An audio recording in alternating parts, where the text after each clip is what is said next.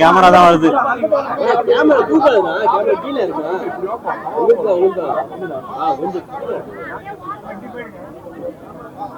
நினைக்கிறாங்க வழியை விட்டு ஆக்கி விட்டாங்க வழியை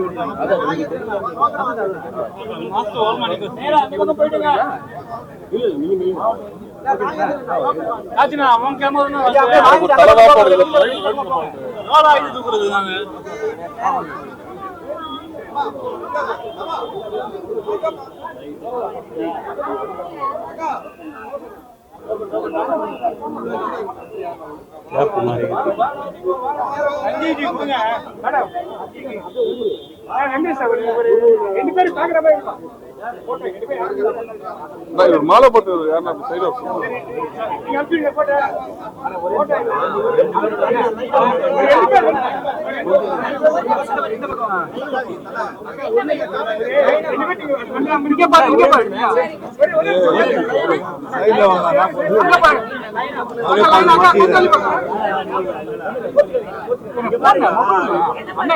மொபைல் முன்னாடி இருக்கீங்க ரொம்ப நேரம் சொல்லிட்டேன்.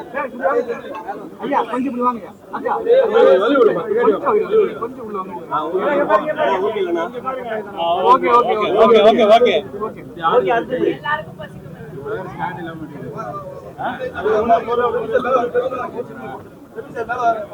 அண்ணா வெளிச்சோண்ணா கொஞ்சம் வெளியிடணும்ண்ணா ஒரு நிமிஷம்.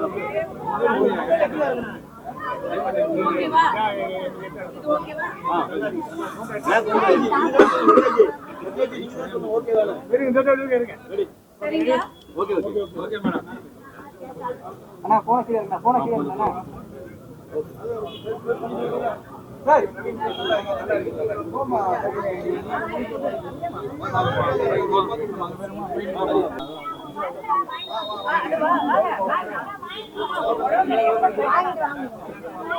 கை கை கை கை வருது கை வருதுமா. என்னது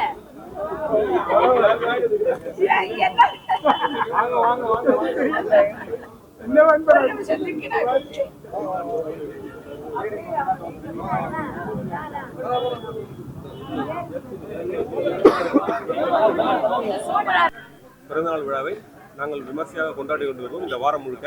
அதில் இன்னைக்கு நாங்கள் வந்து கிட்டத்தட்ட ஒரு 500 பேருக்கு சமபந்தி விருந்தும் தூய்மை பணியாளர்களுக்கு புடவையும் கொடுத்துருக்குறோம்.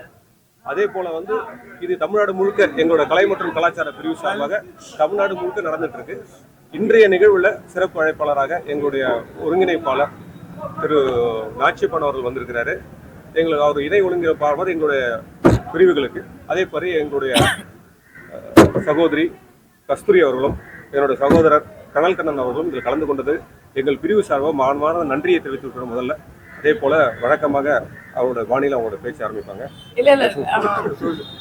நன்றி நாச்சியப்பண்ண பேசுறேன். எல்லாருக்கும் வணக்கம். இன்னைக்கு முன்னாள் பாரத பிரதமர் திரு வாஜ்பாய் அவர்களோட பிறந்தநாளை நாங்கள் பாரதிய ஜனதா கட்சியில் இந்தியா முழுவதும் சிறப்பாக கொண்டாடிக்கிட்டு இருக்கோம் 100வது ஆண்டு. இதில் பல நிகழ்ச்சிகள் இருக்கு. ஏன்னா பல திட்டங்கள் கொடுத்த ஒரு தலைவர் அவங்க. ஒவ்வொரு ஏரியாவுக்கும், அதாவது ஃபார் எக்ஸாம்பிள் வந்து மீனவர்கள்லாம் அவங்களுக்கு பண்ணியிருக்காங்க. அதே மாதிரி பெண்களுக்குன்னா அதுக்கு ஒரு பெரிய லிஸ்ட் இருக்குது. ஒரு இன்ஃப்ராஸ்ட்ரக்சர் இந்த கண்ட்ரியோடதுன்னா அதுக்கு ஒரு பெரிய பட்டியல் இருக்குது. இப்படி ஒவ்வொரு தரப்பு மக்களுக்கும் அவங்க செய்த பணிகளையும் அவங்க செய்த நல்லதுகளையும் நினைவு கூறும் விதமாக இந்த 100வது ஆண்டு நம்ம எல்லா இடத்துலையும் இதை பண்ணிகிட்டு இருக்கோம். நீங்கள் தமிழ்நாட்டில் பார்த்தீங்கன்னா இங்கே இந்த நாற்கர சாலைன்னு ஒன்று வந்ததுனால தான் இன்றைக்கி இவ்வளவு டெவலப்மெண்ட்டே தமிழ்நாட்டை பொறுத்த வரையும். அப்படி இருக்கல நீங்கள் எங்கேயாவது ஒரு இடத்துல நீங்கள் வாஜ்பாய்க்கு சிலை பார்த்துருக்கீங்களா தமிழ்நாட்டில்? இந்த அரசு வந்து யார் என்ன இவங்களோட நேரேட்டிவே வேறு. இவங்க வந்து இங்கே இருக்க ஈவேராவாக இருக்கட்டும், அவங்கெல்லாம் அரசியலுக்கு என்ன பண்ணாங்கன்னு தெரியாது. ஆனால் அந்த தமிழகம் முழுக்க நீங்கள் அவங்களுக்கு சிலை, ஏன்னா இவங்க ஆட்சி அதிகாரத்தில் இருக்கிறதுனால எல்லாருக்கும் சிலை வச்சுருக்காங்களே ஒழிய நம்முடைய முன்னாள் பாரத பிரதமருக்கு எங்கேயாவது இவங்க வந்து மரியாதை பண்ணியிருக்காங்களா அப்படின்னு கேட்டால் கிடையவே கிடையாது. அந்த டயத்தில் தான் இந்த திமுகவில் இருந்து ஆட்சியில் அங்கம் வகிச்சு அமைச்சர்களாக இருந்திருக்காங்க. ஆனால் வந்து இவங்களுக்கு அதெல்லாம் வந்து தெரியாது, அதை நினைவு கூறலை. ஆனால் இதை நாங்கள் பாரதிய ஜனதா கட்சி தொடர்ந்து இந்த மாதிரி பல நிகழ்ச்சிகள் பண்ணி தமிழகம் முழுவதும் இது ஒரு 10 நாள் ஒரு ஈவெண்ட்டாக அதை பண்ணிகிட்டு இருக்கோம். அதோட தொடர்ச்சியாக ஒவ்வொரு பிரிவும் எங்கள்கிட்ட ஒரு 30 பிரிவுகள் இருக்குது. ஒவ்வொரு பிரிவுலையும் ஸ்பெசிஃபிக்காக இப்போ மருத்துவர் பிரிவுனா அவங்க பண்ணுறாங்க. அதே போல் கலை கலாச்சார பிரிவில் அது சம்மந்தமாக எல்லா இடத்துலையும் பெண்களுக்கு புடவைகள் கொடுக்கறதும் இந்த மாதிரி நலத்திட்டங்கள் பல இதை பண்ணிகிட்டு இருக்காங்க. ஸோ இது நாங்கள் தொடர்ந்து தமிழகம் ஃபுல்லாக இந்த 10 நாள் நடந்துகிட்டு இருக்கு. நன்றி, வணக்கம்.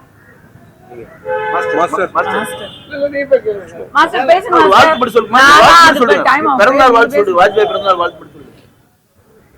நாட்கள் சாலை தந்த தலைவனுக்கு வாஜ்பாய் அவர்களுக்கு பிறந்தநாள் வாழ்த்து.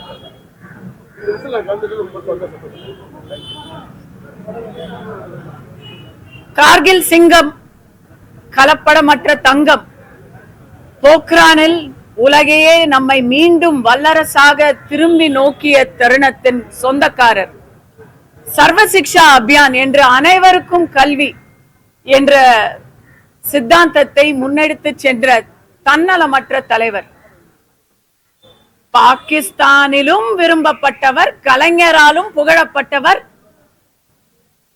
மறைந்த பிரதமர் வாஜ்பாய் அவர்கள் 100 ஆண்டு வாழ வேண்டும் என்று எல்லோரும் போற்றிய அந்த தருணத்தில் அவருடைய 100ஆண்டு பிறந்த தினத்தை இந்த வருடம் நம்ம கொண்டாடுறோம்.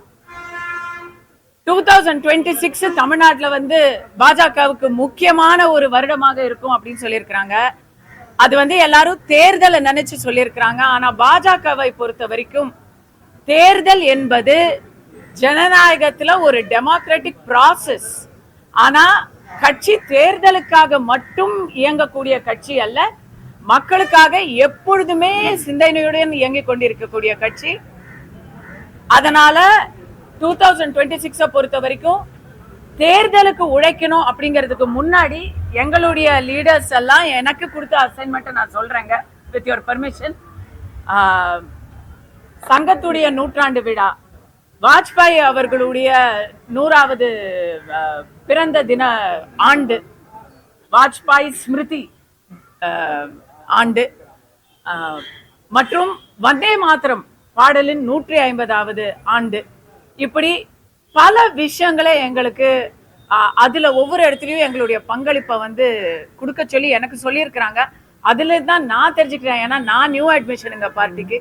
நான் தெரிஞ்சுக்கிட்டது, பாஜகவை பொறுத்த வரைக்கும் தேர்தல் ஆண்டுல மட்டும் திட்டங்களை கொடுக்கக்கூடிய, செயல்பாடுகளை நடத்தக்கூடிய கட்சி அல்ல. எப்பொழுதுமே மக்கள் நலனிலும் தேசிய நலனிலும் ஈடுபாடும் செயல்பாடும் இருக்கக்கூடிய கட்சி அப்படிங்கறது எனக்கு தெரிஞ்சு. இல்ல, நான் இன்னொரு அடுத்தது ஒண்ணு சொல்லிடுறேன் அவங்களுக்கு, அவங்க எதிர்பார்க்கறதுக்கு சொல்லிடுறேன்.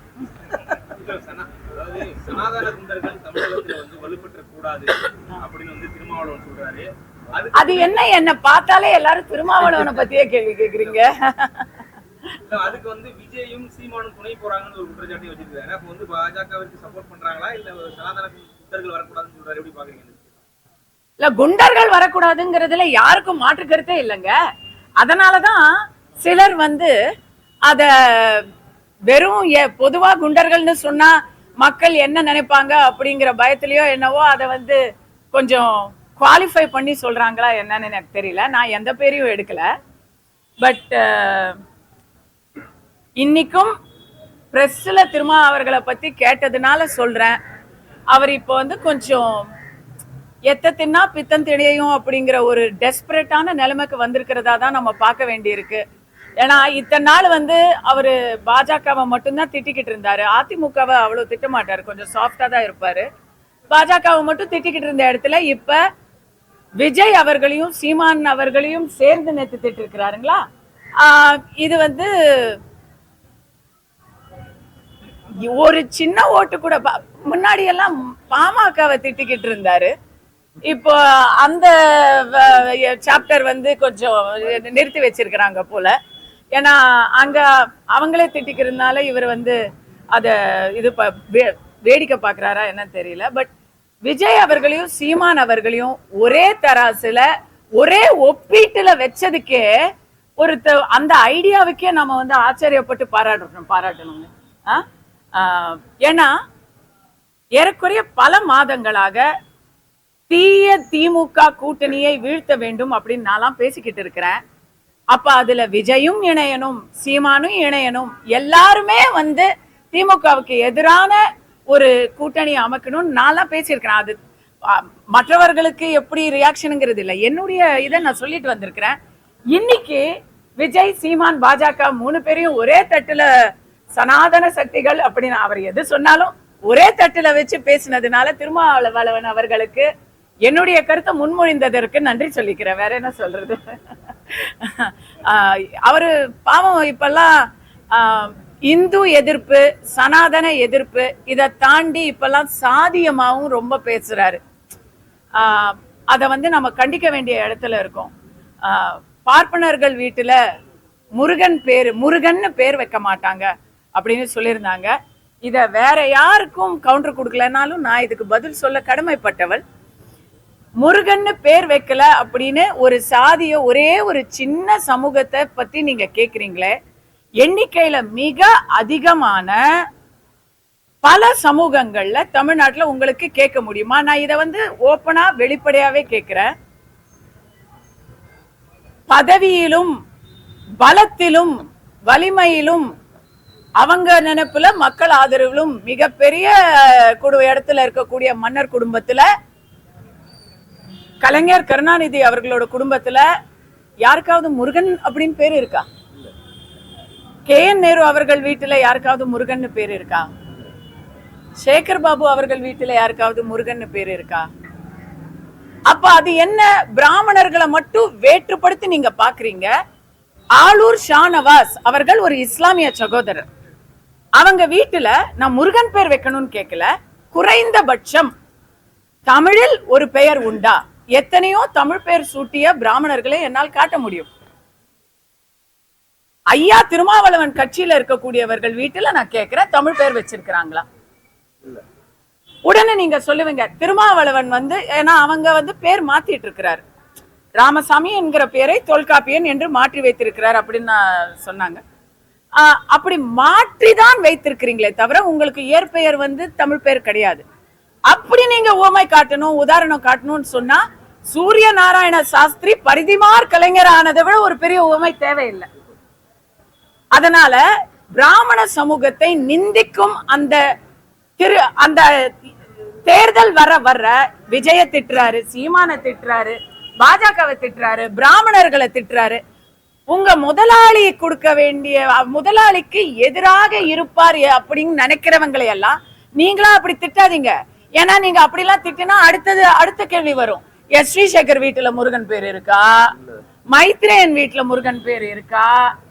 இல்ல இன்றைய திருப்பரங்குன்றம் விஷயத்துல அவங்களுக்காக அப்பியர் ஆகிக்கிட்டு இருக்கிற திரு PS ராமன் அவர்கள் வீட்டுல முருகன் பேர் இருக்கா? இதெல்லாம் அவர் கேட்பாரா?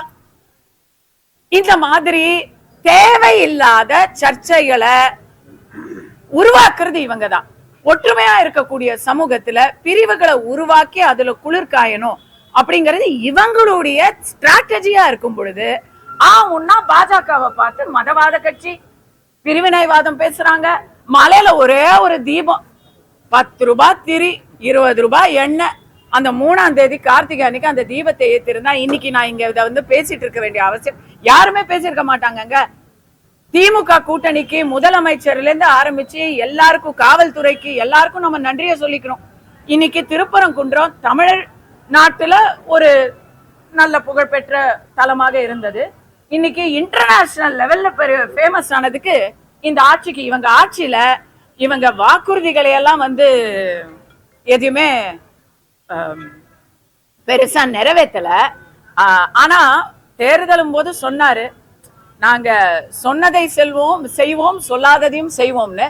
சொல்லாத திருப்பரங்குன்றம் மேட்டர்ல எங்களுக்கு வந்து நல்லா செஞ்சிட்டாரு.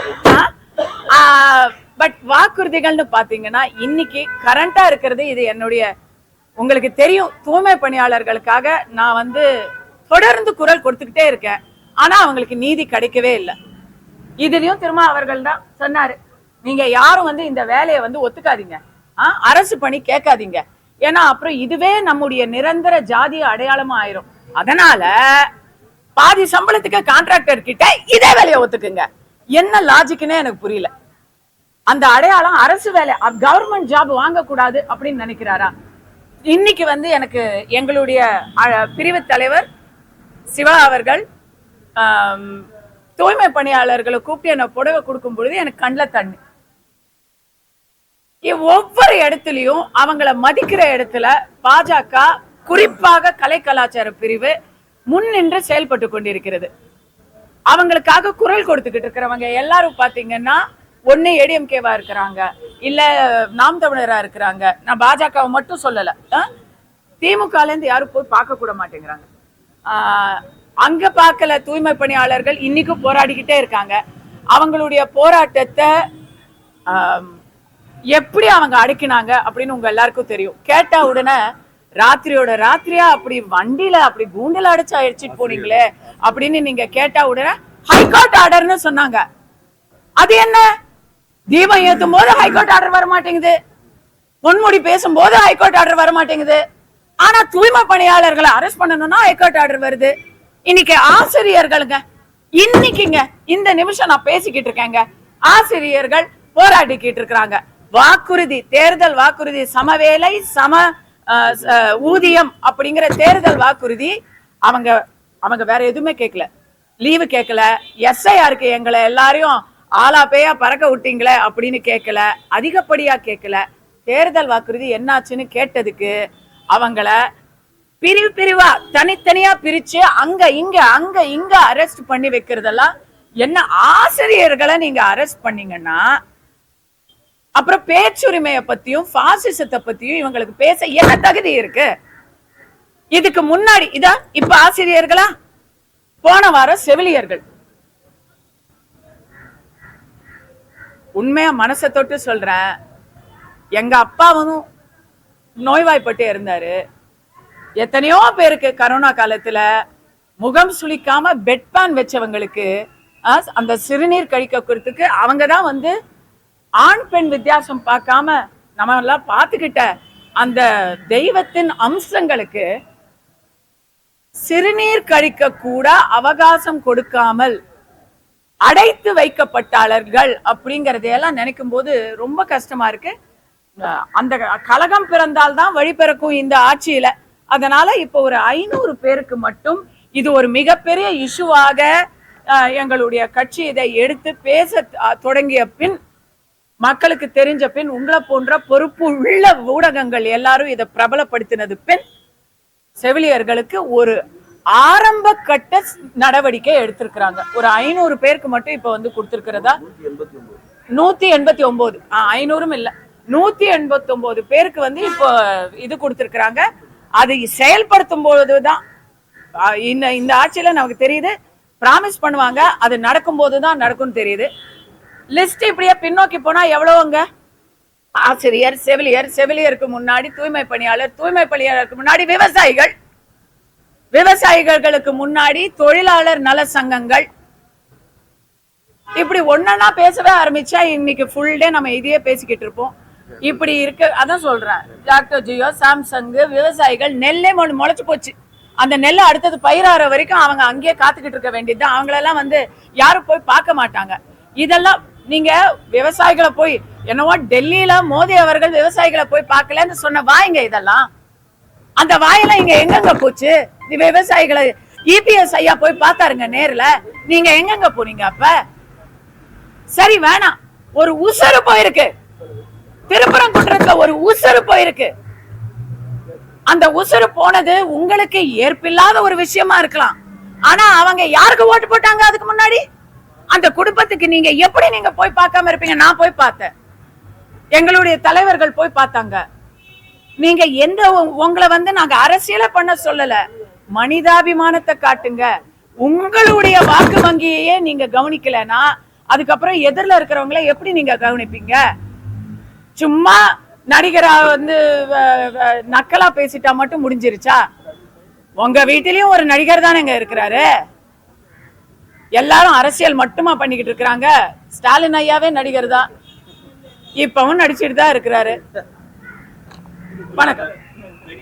பாரதியார் அப்படின்னு ரெண்டு பிரிச்சு பார்க்கப்படுகிறது. யாரு பெண்ணியத்தை வந்து தூக்குனாங்க, அதாவது பெண்களுக்கு சுதந்திரம், பெண்களுக்கு எல்லாமே கொடுத்தது பெரியாரா பாரதியாரா அப்படின்னு பார்த்தோம்னா இப்ப பாரதியாரை ரொம்ப கொச்சைப்படுத்த விதமாக சமூக வலைத்தளங்களை எழுதி பார்க்கணும். அது குறிப்பா பாரதியாரை வந்து கஞ்சா குடிச்சார் எப்படி பாக்குறீங்க, பெரியாரா பாரதியாரான்றது ரெண்டு பிரிவா பிரிக்க இல்லைங்க. இப்படி எல்லாம் பேச ஆரம்பிச்சா நான் வந்து இது பெரியவங்க இருக்காங்க, நான் டீசெண்டா பேசணும்னு நினைக்கிறேன்.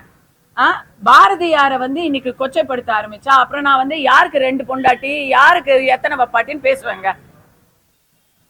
திராவிட பாரம்பரியத்துல வர்றவங்கெல்லாம் மன்னிக்கணும், திராவிடிய பாரம்பரியத்துல வர்றவங்கெல்லாம் பாரதியாரை பேசுறதுக்கெல்லாம் அவங்களுக்கு வாய் கொடுத்தது யாருங்க? அவங்களுக்கு தமிழ் கத்து கொடுத்தது யாருங்க? அப்படியெல்லாம் வந்து நம்ம பேசக்கூடாதுங்க. எல்லாரும் மனிதர்கள் தான், யாரும் வந்து இங்க பர்ஃபெக்ட்லாம் கிடையாது. போதை மருந்து இன்னைக்கு தமிழகத்துல ரோட்டு விற்பனை ஆகிட்டு இருக்கு. அதை வந்து தடுக்கிறதுக்கு இங்க வக்கில்ல. ஒரு மாமேதைய வந்து நீங்க வந்து பேசுவீங்கிறது சாரி. பாரதியாரை பத்தி பேசினா எனக்கு உணர்ச்சி வசப்படுது. எதையாவது சொல்லி அப்புறம் திருப்பி வம்பல மாட்டிக்க கூடாதுன்னு நான் கொஞ்சமா சொல்லிக்கிறேன். மத்திய அமைச்சர் வந்து கலந்துட்டு ஒரு மீட்டிங்ல விஜய் அவர்கள் வந்து டிசாஸ்டர் அப்படின்னு ஒரு தகவல் வருது. யாருக்கான எந்த கூட்டணிக்கு ஒரு டிசாஸ்டர் விஜயோட? இந்த கேள்வியே தேவையில்லைன்னு நான் நினைக்கிறேன் பிரதர். இந்த கேள்வியே தேவையில்லை. பாரதியை பத்தி பேச சொல்லுங்க. நான் வந்து சீமான் ஐயா அளவுக்கு பேசலைன்னாலும் நான் ஒரு 40 நிமிஷம் நானும் பேசுவேன். நாட்டுக்கு தேவையான விஷயங்களை பேசுவோமே.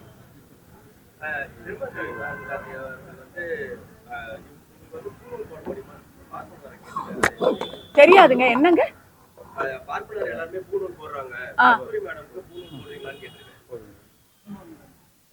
இப்படி கேட்டிருக்கிறாருங்களா? இதுக்கு முன்னாடி பின்னாடி எதுக்காக இத சொன்னாரு?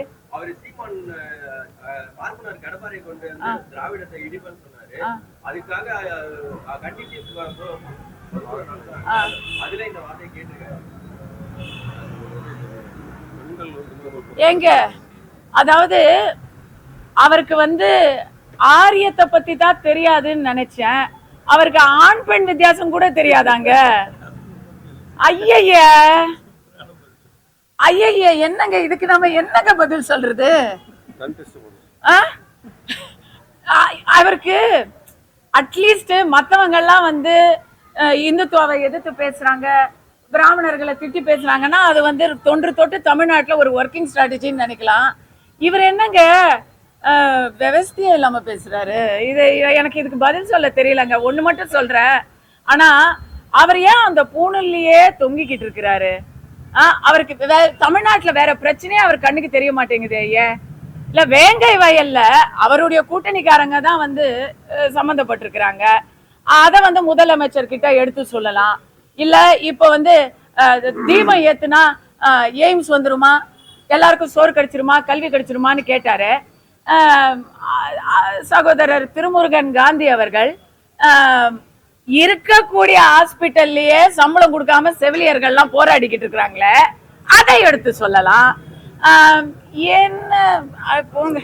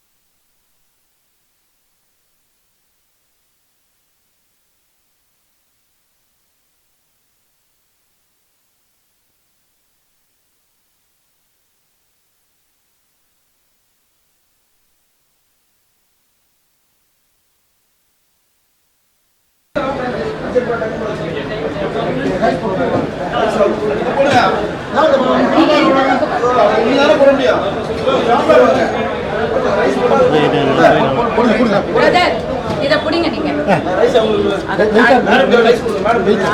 எல்லாம் பார்த்து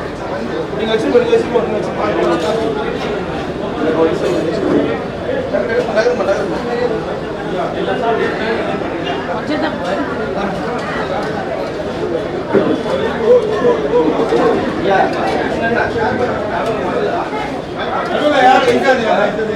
சார் கொஞ்சம் தள்ளி வந்து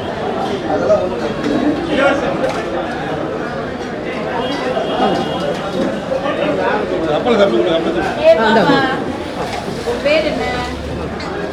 அமிர்தா, உனக்கு எவ்வளவு வேணும் சொல்லி இது ஓகேவா? சார் கொஞ்சம் தள்ளி வந்துங்க சார் சார் சார் அவங்க முன்னாடி வைக்காதீங்க சார், கொஞ்சம் பின்னாடி வந்து.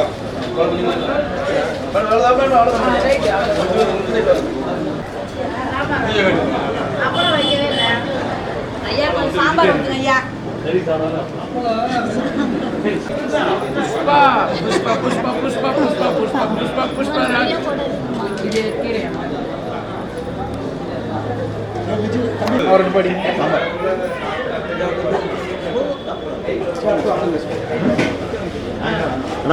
கீரையே எனக்கு நம்மளாம் அப்பளம் இருக்கு.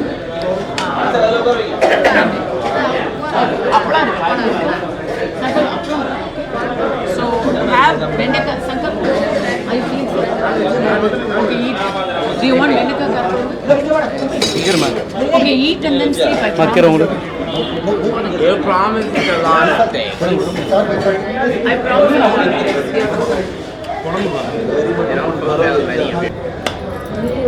promise.